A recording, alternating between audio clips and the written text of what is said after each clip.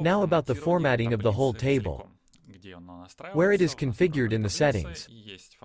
A table has row formatting and table formatting.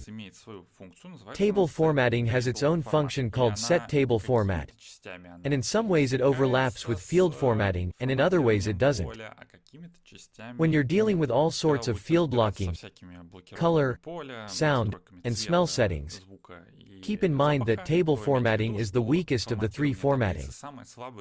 That is, table formatting is first, then row formatting, and then the strongest formatting of a certain field. So if you say block true for the whole table, and some field says block false, the field will be unblocked. This can be actively used. For example, by blocking the entire table when the order has reached the completed status, but the status field itself can be unblocked. Here I want to talk about table title, rows title, table text, and table comment parameters. I fill in the parameters with their names.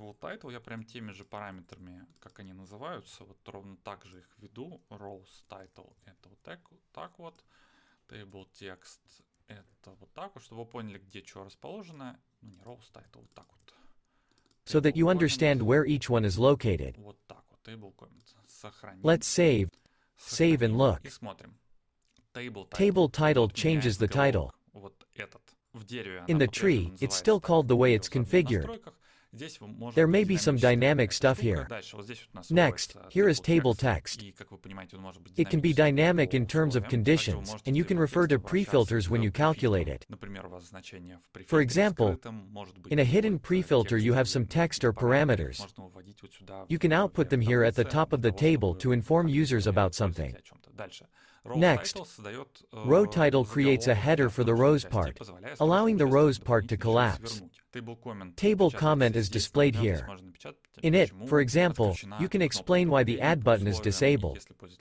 There can be a large text here, which is displayed as long as the space allows. If the user clicks here, he will see the whole message. Now we'll experiment with blocking additions by condition. For example, we would create a table format here. We have a condition here, and we add a block true. Condition next if count is greater than 5. In count we make a list count list. List is a select list from the current table. Now table name. Here we take IDs and just count. That is, we take all the rows in this table and count them.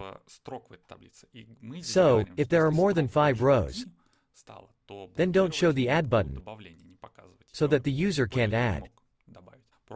Let's try it. Now we have 5 rows. We add one more row and the add button disappears. We can also rewrite the table comment, as usually happens in real projects. For example, we remove the table comment from here and add it here. When blocking, we'll write an explanation, more than 5, and you write it so that it's clear what it's about. Updating. And so here we report that there's no add button because we have more than 5 rows in the table.